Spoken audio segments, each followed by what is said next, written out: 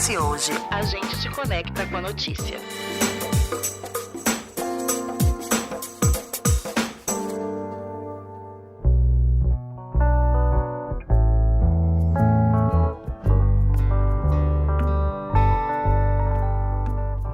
Coringa 2, Deadpool e Wolverine e o terceiro filme do Venom, Duna 2, Sonic 3, Godzilla e Kong, diversas estreias marcaram o cinema geek em 2024. Algumas delas muito aguardadas, algumas outras foram frustrantes para os nerds e outras, por sua vez, também surpreenderam positivamente. E o que esperar para o próximo ano? Quais as expectativas para os retornos de sagas como Superman, Batman, Predador, Mortal Kombat? O que esperar quando se está aproximando aí de 2025?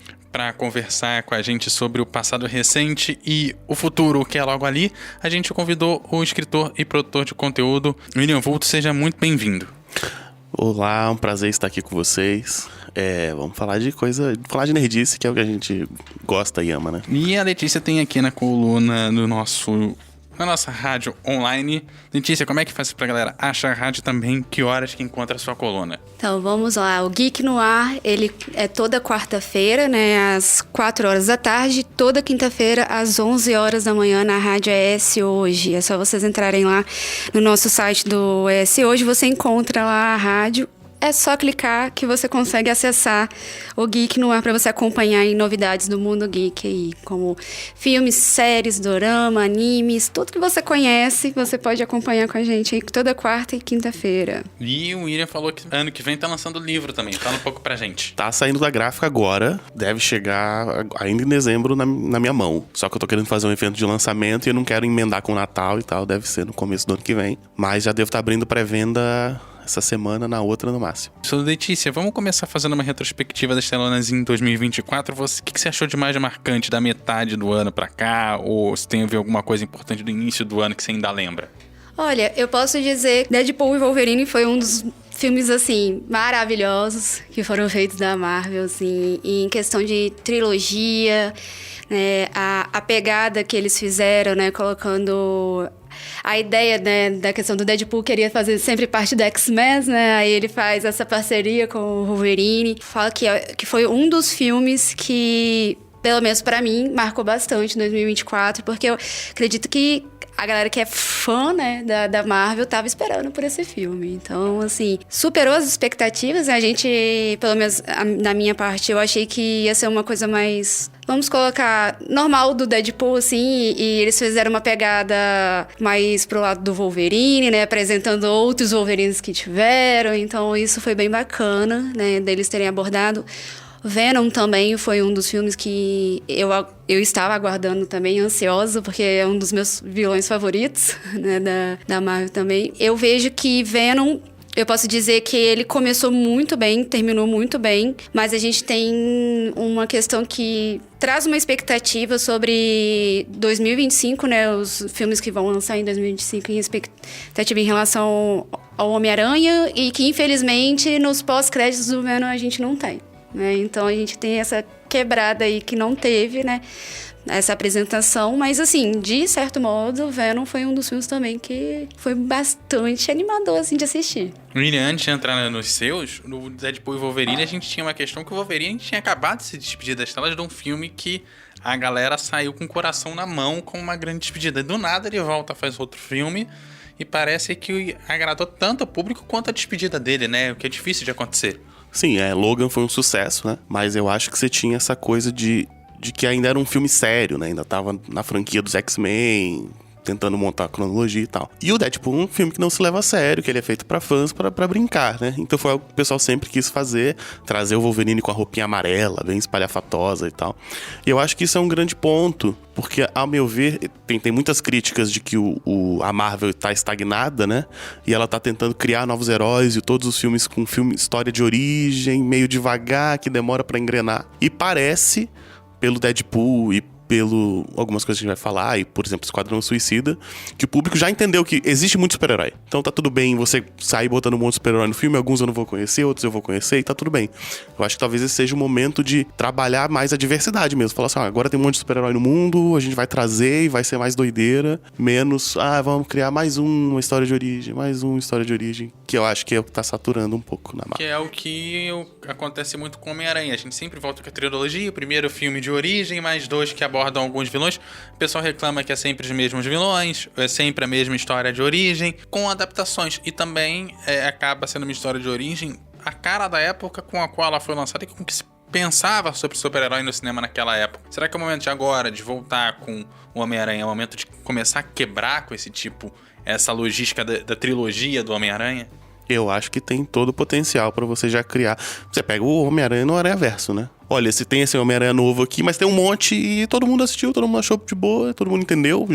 Acho que o público já sabe o que é multiverso. Não precisa Eu ficar acho que explicando, puxa né? muito. A Marvel, ela tá buscando essa adaptação muito pro multiverso. Que, no entanto, Deadpool e Wolverine, você enxerga isso. Total. Que querendo ou não, né, Logan, ele morre, né, no final e tudo mais. Mas aí no Deadpool, o Deadpool vai atrás do Wolverine e é da época, exatamente, do X-Men, que ele usava, né, a roupa amarelinha com azul. Então, eles estão sempre tentando fazer essa adaptação, né, pra essa questão do multiverso, trazendo exatamente o que o William falou, da questão dos personagens novos. Isso... Eu acho que tem que ter o feeling do quadrinho também, assim. Quando você tá lendo seu gibi, você gosta quando tem a mega saga que vai reunir toda a cronologia e Crise nas Infinitas Terras e tudo mais. É da hora. Mas você pode... O legal de você ter gibi é quando você vai arrumar a sua coleção, você pega uma do meio ali, lê e é uma história boa. Então, assim, eu não vi uma pessoa reclamando, mas o Wolverine morreu no outro filme.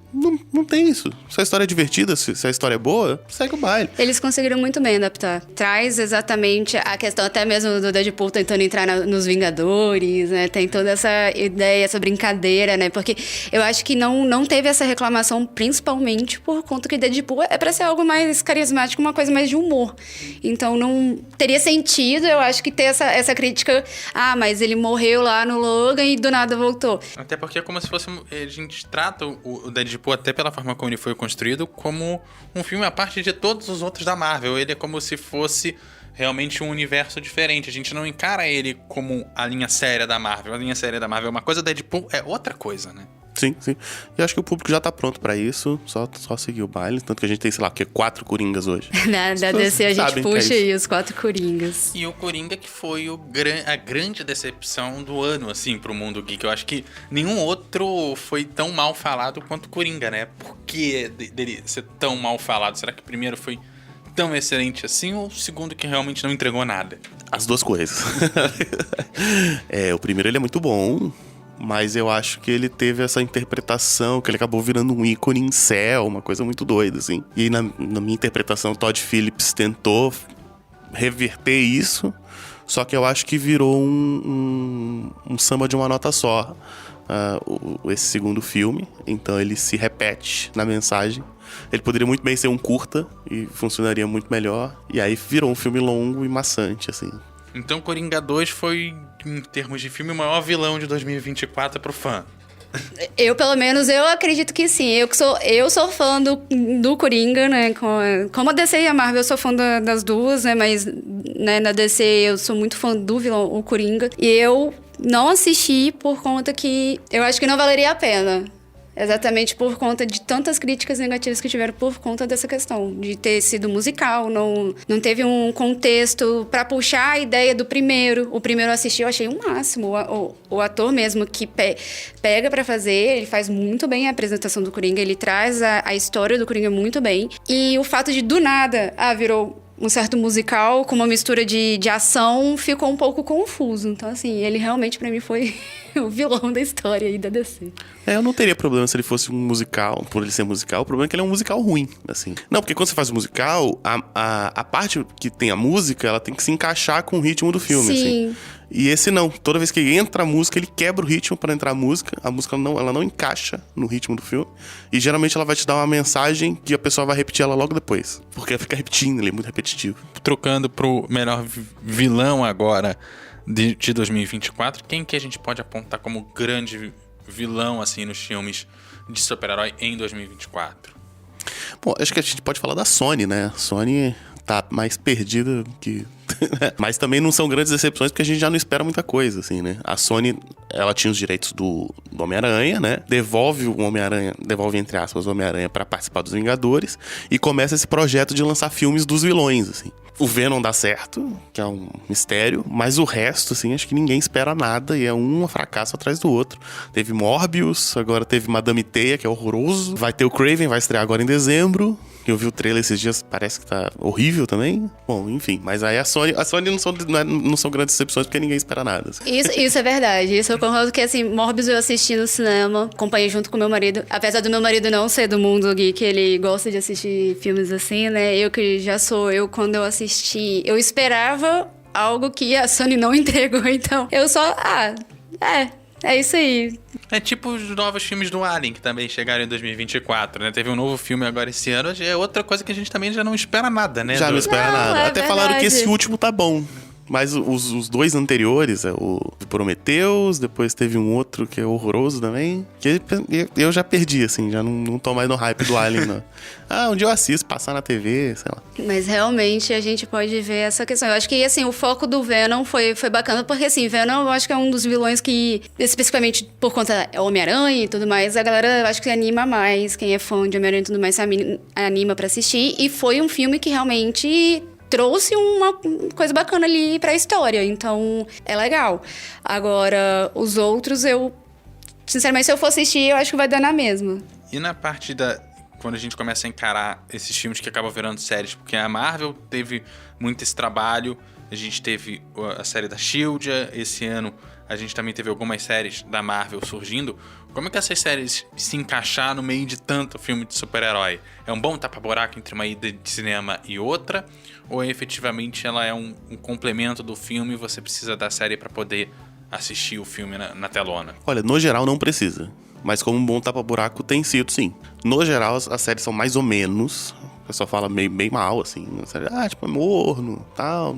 Acaba não fazendo tanta diferença, mas assiste. A gente tem. Realmente a gente tem esse ponto, né? Como WandaVision, tem Loki, né? São séries que, assim, eu vejo que são séries boas, assim, particularmente. Talvez eu possa até estar falando por conta que eu sou fã, mas particularmente, assim, eu vi que são boas, mas WandaVision acaba que tem uma parte que começa a ficar meio chata, meio, exatamente como o William falou, meio morna, assim, é isso, mas vamos assistir aqui, mas é isso. Mas não necessariamente você precisa acompanhar o filme. Não precisa. Não precisa, você não faz. tem... É um tampa-buraco mesmo. Aquilo ali tá ali, você assiste, mas não faz muita diferença. Você foi no final de semana assistir um filme hoje, semana que vem você quer ficar em casa, você assiste a série, no outro você vai no cinema de novo, né? Exatamente. Você consegue fazer isso e não atrapalha, pelo menos a parte da trilogia não interfere. Não tem interferido. Dá pra entender os filmes tranquilamente.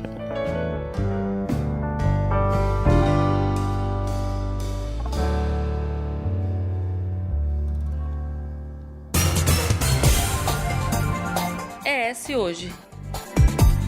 A gente te conecta com a notícia.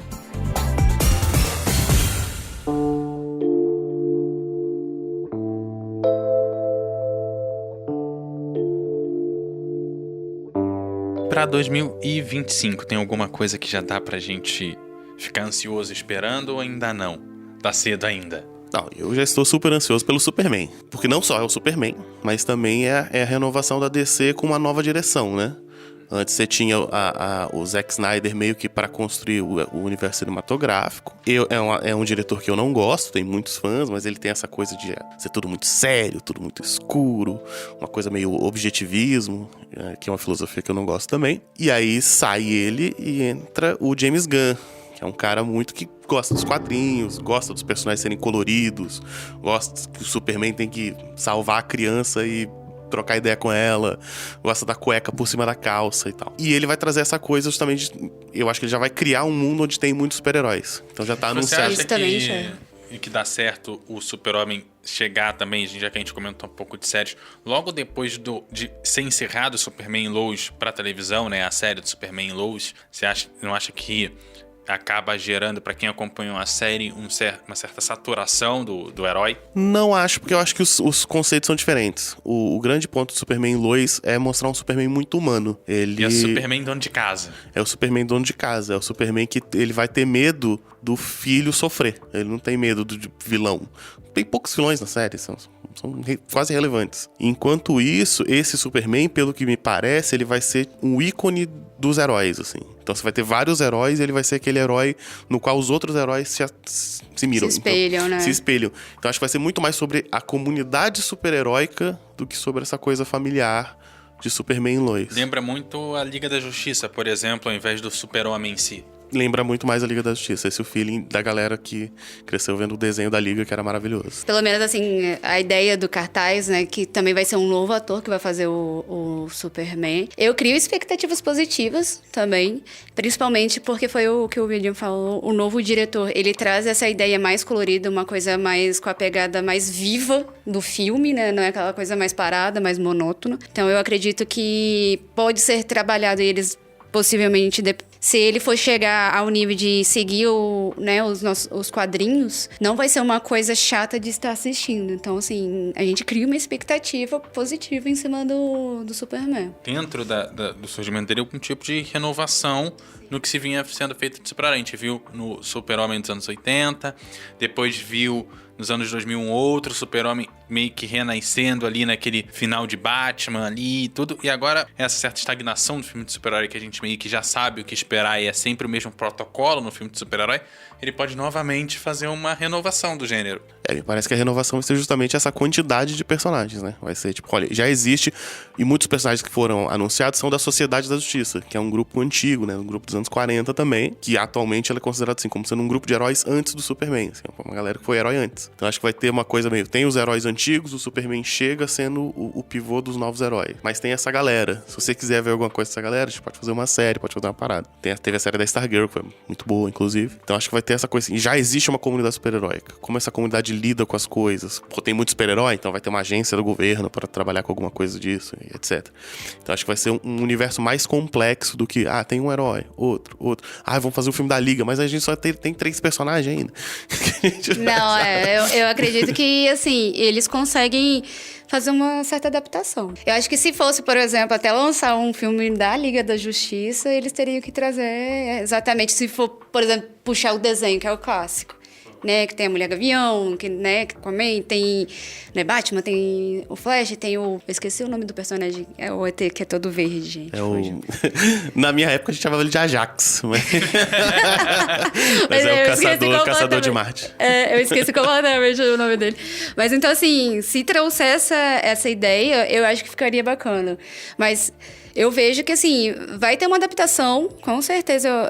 Não vai ser aquela coisa, né, que, Superman, aí vai ser aquela mesmice. Eu acredito que vai trazer uma ideia nova do Superman. E, William, quando você fala dessa liga de super-herói, algumas pessoas ficam entre a Liga da Justiça e os X-Men, que é o que a maioria das pessoas que não é tão conectada aos quadrinhos assim, tem como referência de grupos de super-heróis. E não é nenhuma coisa nem outra. O que é esse conjunto de super-heróis que nem faz com que isso seja a Liga da Justiça, nem que seja os X-Men? E quais são as grandes diferenças para esses dois grupos? Quando você fala de Sociedade da Justiça, é um grupo que fala muito de legado, né? Claro, quando ele surge, é só um grupo de super-heróis pra vender de bip. Na época que vendia na guerra, vendia igual água. Você criava qualquer personagem e vendia. Mas depois, eles viram uma referência, assim. Então, quando a gente começa a chegar nos anos 70, 80, as pessoas começam a referenciar muito esse personagem como o cara que me ensinou, o cara que treinou todo mundo, os caras que inspiraram a gente. A gente já tem maturidade suficiente pra ter gerações diferentes de heróis no mesmo filme, assim. Até disputa, às vezes, né? Os mais velhos fazem de um jeito, a gente faz... Os mais novos são mais violentos, por exemplo, que é o tema de Reino do Amanhã, né? Os novos heróis querem matar os vilões e tal, enquanto os mais velhos, não, a gente não mata e tal. Então acho que a gente já pode ter esse choque de gerações também, e vira uma construção de uma Liga da Justiça com o tempo. Mas já tendo uma Sociedade da Justiça, acho que pode ser interessante. O que vocês acham que vai ter mais no ano que vem? É ação, é drama, é terror? Vai surgir outra coisa? O que a gente vai ter de diferente aí em 2025? O que vai ter de tendência em 2025? Bom, eu sou da linha do terror. Fã, apaixonada por filmes de terror.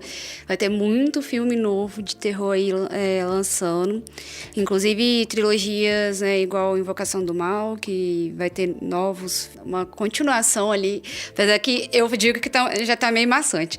Invocação do Mal já tá até chato de assistir, que é 1, 2, 3... vai. Mas assim, eu vejo que tá tendo uma... Eu, pelo menos, percebo muito isso em questão de inovação. Você percebe de cada filme, desde os antigos, né, que a gente tem, né, Sexta-feira 13... E por aí vai, dos clássicos, desses clássicos para os agora, eu ainda sou muito fã dos clássicos, especificamente porque não tinha tanto equipamento para trabalhar com aquilo dali, e eles conseguiam entregar muito bem. E os de hoje a gente consegue perceber que por exemplo, uma IA ali, ou Tem muito CGI, né? Antigamente tinha mais efeito prático. Exatamente. E isso, sinceramente, me preocupa, porque acaba que os filmes de terror, eles se tornam mais padronizados. Fica um pouco chato de assistir, porque você vê, dá pra saber que... tipo, não dá aquela sensação que nós buscamos, né? Nós que somos fãs de filmes de terror, a gente busca sentir o medo, a agonia, o desespero ali na hora de assistir o filme. Você não vai assistir o filme pra poder achar engraçado ou pra... nossa, dá pra perceber que... Acho que o terror, ele tem esse perigo, né? Ele sempre tem esse perigo, porque ele acaba sendo um filme mais barato do que filme de ação, filme de herói, filme de fantasia, né? Você não precisa ficar capotando carro, você não precisa ficar... Destruindo Destruindo a cidade inteira e tal. É uma coisa então, mais simples, no caso. Então eles são filmes que eles acabam sendo muito mais baratos, se você for fazer uma comparação. Quando dá certo, os estúdios enlouquecem. Pânico deu certo, vamos meter Pânico até 8. Pânico é um dos que vai lançar novos. E assim, pra cair na saturação é muito fácil, assim, é um perigo que a mídia, que o gênero sempre corre, né? Uma das coisas que eu vejo algumas pessoas reclamarem do gênero de terror é uma falta de uma crítica social, igual a gente viu como A Noite dos Mortos-Vivos, né? Uma coisa que essa nova geração não tem trazido, da questão do acesso ao shopping, o acesso ao poder de compra, né? Que se trazia na Noite dos Mortos-Vivos, e que hoje nem sempre a gente, quando vai ver um filme de terror, tem essa crítica social por trás, que é uma coisa que os filmes de super-herói, por exemplo, em algum grau trazem muito, como plano de fundo, não que seja o principal da história, mas tem o plano de fundo. Eu acho que fazer igual o Romero fazia é difícil, né? E era realmente umas críticas sociais muito fantásticas. Mas é algo de se pensar. Deve ter, talvez, fora do mainstream, assim, fora dos que a gente conhece, uns filmes de terror que tenham trazido.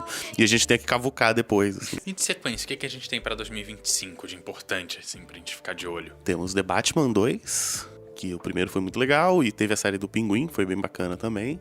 Capitão América 4, agora com o Sam Wilson, né, como Capitão América. Esse pode trazer críticas sociais interessantes, pra falar do que a gente tá ficando. Capitão América Negro. A fase dele nos quadrinhos é muito boa, que o Sam Wilson ficou como Capitão América. Tem material ali pra trabalhar. Mas vamos ver também. Às vezes a Marvel também fica pisando em ovos justamente porque o fã, às vezes ainda... Chato. O fã, às vezes, e a fanbase, às vezes, ainda é muito machista, muito conservadora, né? E a gente tem Mortal Kombat 2, que vão, eu acho que, tirar aquele personagem que inventaram, que não faz sentido nenhum, e vão trazer o Johnny Cage... Eu falo que eu fico um pouco preocupada com Mortal Kombat, porque o primeiro que teve não foi legal. O Mortal Kombat, esse primeiro, me lembrou muito aquela época que o pessoal tentou fazer o primeiro Mortal Kombat, depois tentaram Dragon Ball Z. Sim. Me lembrou muito essa época de filmes de super-heróis que, assim, deram muito, mas muito errado, muito fora de mão, assim. O Mortal Kombat de 95 eu adoro. É bom? Não, eu sei disso. Mas eu adoro. Poxa, infância ali. Eu gosto do Demolidor, que ainda é pior ainda que ele de 90 e poucos. Eu gosto também. Só que o Mortal Kombat de 95, ele não tem Fatality, né? Pegaram o Mortal Kombat, que é um jogo esquartejar os outros, e transformaram num filme PG-13. Esse novo, eu acho a história horrorosa. Mas só o fato dele ter mais uns fatalities, uma sanguinolência, eu acho divertido. Eu acho que provavelmente ele vai trazer uma diversão exatamente como se você estivesse dentro do jogo.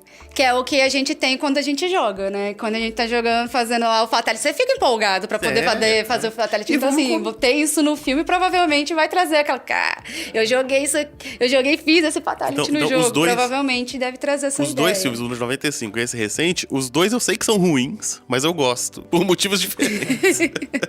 É gosto. Mas vamos combinar também que jogo de luta nunca teve as histórias mais complicadas do mundo, assim, os melhores roteiros. Assim, tipo, alguém fez um torneio, vai todo mundo se socar.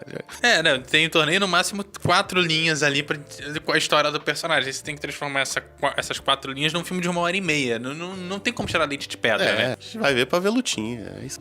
Criar algo novo, até por ter o streaming, ter que movimentar esse streaming para continuar o pagamento da assinatura, e até por ser mais barato fazer, essas histórias originais estão se transformando em séries de 5, 6, 10 episódios, e o cinema vai, pelo menos o que é feito nos Estados Unidos, em Hollywood, vai com aquilo que dá retorno certo por até ser mais caro fazer cinema do que fazer uma série?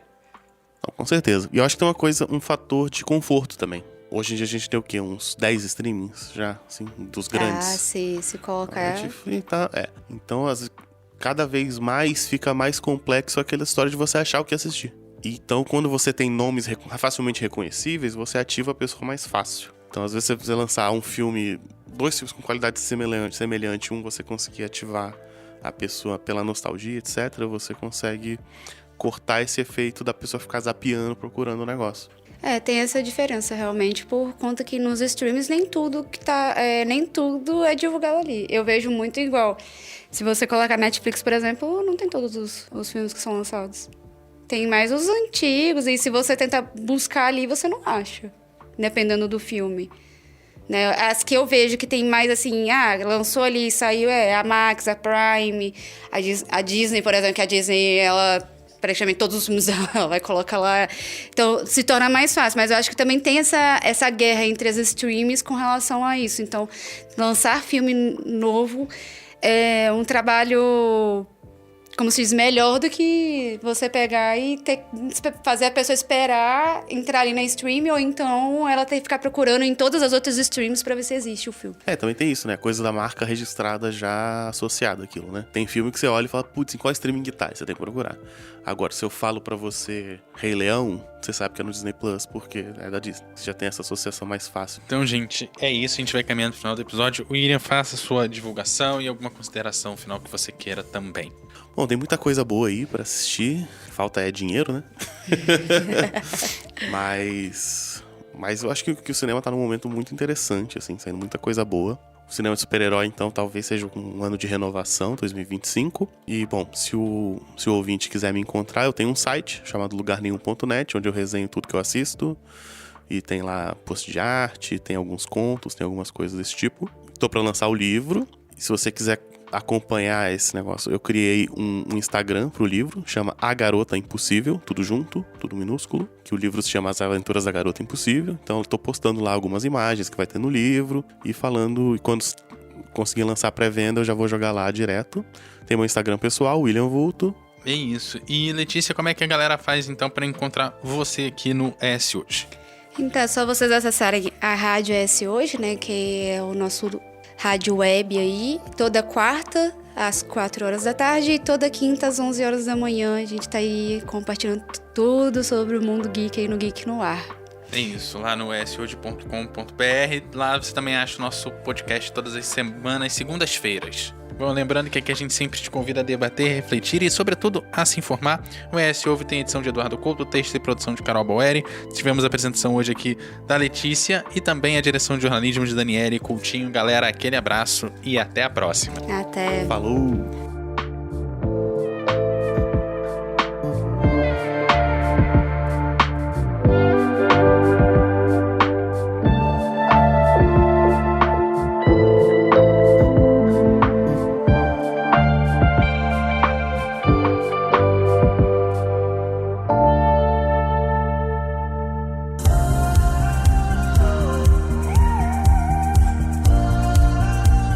Deixe seus comentários no eshoje.com.br.